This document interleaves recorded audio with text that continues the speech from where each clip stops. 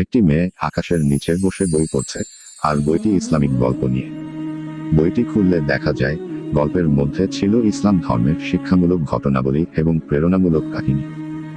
মেয়েটি উন্মাদনায় পড়তে থাকে, বিশেষ করে যখন সে শুনতে পায় এক মহান নবী মুহাম্মদ এর জীবন কাহিনী।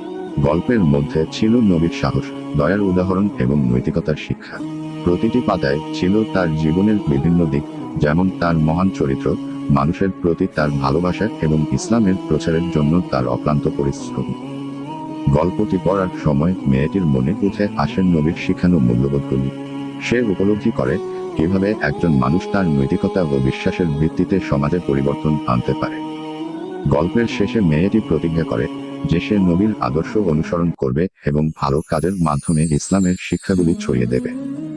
আকাশের নিচে বসে সে বুঝতে পারে এসব গল্প শুধু বিনোদন নয়, বরং জীবনের পথে চলার জন্য একটি গাইড বই।